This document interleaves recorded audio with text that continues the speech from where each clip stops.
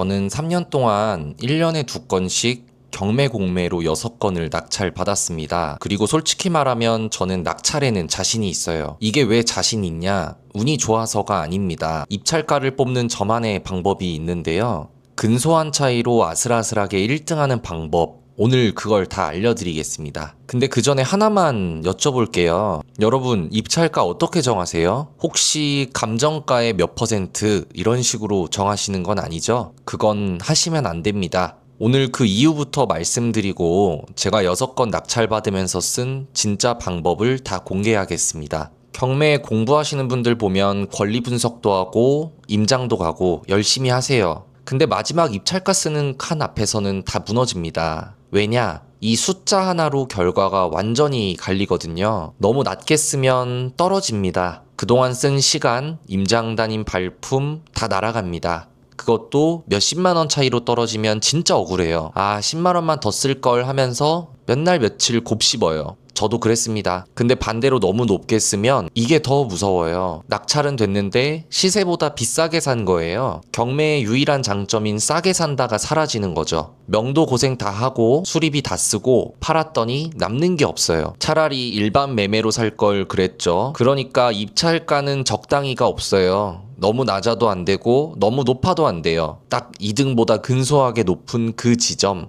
거기를 찾아야 합니다. 그럼 그걸 어떻게 찾느냐? 많은 분들이 이렇게 해요. 감정가를 기준으로 잡습니다. 감정가 5억이니까 80%인 4억에 써야지, 아니면 시세를 기준으로 잡아요. 시세가 5억이니까 4억 5천 정도면 싸게 사는 거네. 이거 왜 안 되냐면 감정가는 이미 낡은 숫자예요. 감정평가는 경매 시작 훨씬 전에 매겨집니다. 몇 달, 길게는 반년 전 가격일 수도 있고 몇 년이 더 지났을 수도 있어요. 그 사이에 시장이 오르면 감정가가 낮은 거고 시장이 내리면 감정가가 높은 거예요. 한마디로 낡은 자를 대고 재는 셈인데요. 그리고 시세 기준도 마찬가지예요. 시세는 이 집이 얼마짜리냐라는 정보지 경쟁자들이 얼마를 쓸 거냐라는 정보가 아닙니다. 근데 경매에서는 내가 이겨야 하는 건 집값이 아니라 경쟁자잖아요. 그러니까 봐야 할 건 감정가도 시세도 아닙니다. 다른 사람들이 실제로 얼마를 썼는지예요. 여기까지 오셨으면 이제 진짜 방법 나갑니다. 제가 6건 낙찰받으면서 쓴 방법 한 문장으로 하면 이거예요. 과거 낙찰가를 역으로 분석한다. 구체적으로 설명드릴게요. 예를 들어 제가 강원도 강릉에 있는 아파트를 낙찰받고 싶다고 해보겠습니다. 그럼 저는 이렇게 합니다. 첫째, 과거 3개월간 강릉에서 낙찰된 아파트를 다 검색합니다. 왜 3개월이냐? 너무 오래된 건 시장 분위기가 달라서 의미가 없고 너무 짧으면 표본이 부족해요. 3개월이 딱 적당합니다. 둘째,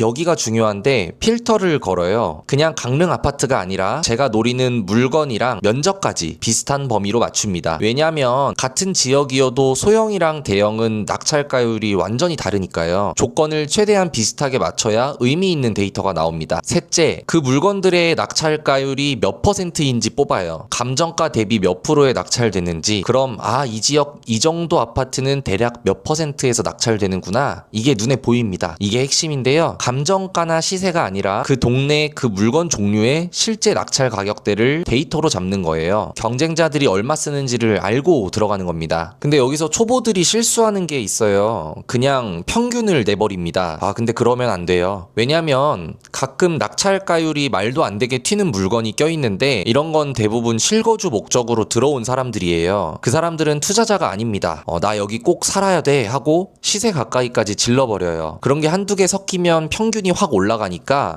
평균을 믿고 입찰가를 쓰면 나도 모르게 비싸게 쓰게 됩니다. 그래서 저는 평균이 아니라 중간값을 봅니다. 튀는 값에 휘둘리지 않는 진짜 시장 가격대, 그게 중간값이에요. 이 중간값이 제 입찰가의 기준선이 됩니다. 자, 그러면 중간값을 찾았어요. 근데 그대로 쓰면 안 됩니다. 마지막 보정이 남았어요. 그리고 이 보정이 두 방향인데요. 빼는 것도 있고 더하는 것도 있습니다. 먼저 빼야 할 것부터 두 가지인데요. 첫째, 미납관리비. 낙찰받으면 밀린 관리비를 낙찰자가 부담해야 하는 부분이 생길 수 있습니다. 이게 몇백만 원씩 나올 수도 있기 때문에 미리 확인해서 계산에 넣으셔야 됩니다. 둘째, 수리비. 일단 연식이 오래된 아파트면 수리비가 들어간다고 생각해 주셔야 돼요. 샤시, 도배, 화장실 이거 무시하면 낙찰받고 나서 생각보다 돈 많이 드네 하고 당황합니다. 이 두 개만큼은 중간값에서 빼고 입찰가를 잡아야 그 비용까지 다 쓰고도 결국 싸게 산 게 됩니다. 그런데 반대로 더 써야 되는 경우도 있어요. 이거 모르면 계속 떨어집니다. 포인트는 거래량이 많은 아파트인데요. 최근 6개월간 거래량이 6건 이상 되는 곳, 이런 데는 사람들이 여긴 금방 팔린다 라고 생각합니다. 환금성이 좋으니까요. 그럼 어떻게 되냐? 다들 조금씩 더 비싸게 써요. 나만 중간값 그대로 쓰면 그 사람들한테 밀립니다. 그래서 거래량이 받쳐주는 아파트면 중간값에서 일정 금액을 더 얹어줘야 돼요. 근데 여기서 중요한 게 얼마를 더 얹어야 하는지는 제가 딱 정해드릴 수가 없습니다. 지역마다 다르고 면적마다 다르거든요. 같은 강릉이어도 어떤 단지는 더 붙고 어떤 단지는 안 붙어요. 그럼 어떻게 아느냐? 모의 입찰을 한번 해보세요. 실제로 입찰은 안 하고 나라면 여기 얼마 쓸까를 정해놓고 결과를 확인하는 겁니다. 그 지역 아파트 몇 건만 이렇게 해보면